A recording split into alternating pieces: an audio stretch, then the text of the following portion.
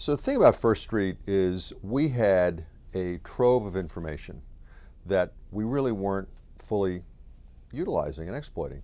And it was this backbone of information that goes back to 1956 on congressional and federal staff. So the staff members and biographies are not collected anywhere else. The only place that has collected them to this level of detail and for this number of years is CQ Press. And so what we've done is taken that and used it as the basis for a service that helps lobbyists do their job. And the thing about this is it's not just for-profit lobbyists or lobbyists for a particular cause. It's anybody that wants to influence Congress. Whether you're a corporation, a nonprofit, a lawyer, a hired gun, whatever you are in this town, in Washington, D.C., trying to influence policy, you can do your job better with First Street.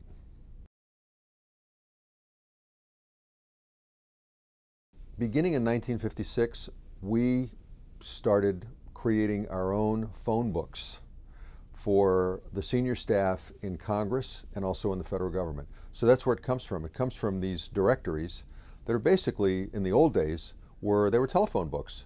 And as the years went by, we began not only adding more biographical information, but also organizational charts and just more and more information that tells a user of this book, it used to be a book, now it's also an electronic product, tells the user of the book what are the influence points in Washington, D.C. How do I get in touch with someone that is a specialist or a person on the staff that's handling a particular topic? And so that's how this started. But then what we did with First Street was we decided not only would it be valuable to know the past affiliations of people. In other words, we digitized these books and now made this information available going all the way back to the beginning of the Bill Clinton administration. We could go back to Eisenhower, but for now, Bill Clinton. And not only do we have biographical information about these folks and their various connections, but all of the information that is available in many, many different places and in different forms in the federal government, we've pulled together for the first time and put it together in one database. So a search that might have taken days or weeks and you'd still never know if it was totally complete. A search now can be done literally in a millisecond, and we can guarantee that you've searched every part of the deep federal archives and the CQ Press archives, and you've gotten every bit of information about a particular person that there is to get. What his or her past affiliations are, contributions that that person may have made, issues that that person has lobbied, disclosure forms that they've filed. It's really phenomenal.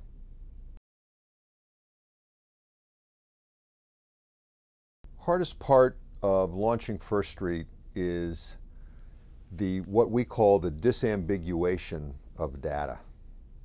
And by that, what we mean is there could be 10, 20, 30 people with the same name of John Smith going back to the beginning of this recorded information.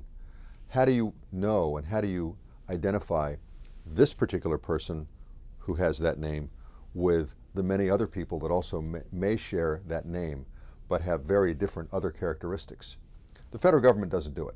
So they simply make the data available, but it's up to us to figure out, okay, this John Smith is different from that John Smith and is also different from another John Smith, okay? So in order to do that, we had to create a process to give each person in this database a unique identifier. So we spent 2 years and millions of dollars, and this is part of what we achieved. Anything that creates transparency is going to help democracy work better. One of the things that we say at CQ Press, it's always been our watchword, we help make democracy work. Public disclosure always benefits democracy. And look at what's happened in just in the Middle East and elsewhere in nations where social media and the internet and the availability of information and disclosure has led to the pushing aside of governments, okay? That's not happening in the United States, but what it does, what we enable by putting this information out and making it available on the internet and elsewhere, is we enable a full, free discourse of information about what is happening in Washington, in official Washington.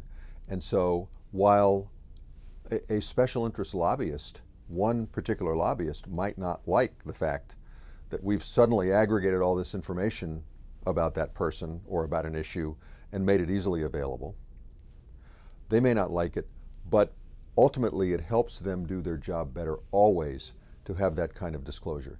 So whether you're a special pleader or someone that just wants to do the right thing, whatever that may be, this product makes democracy work better. Disclosure always makes democracy work. And that's what we're built on.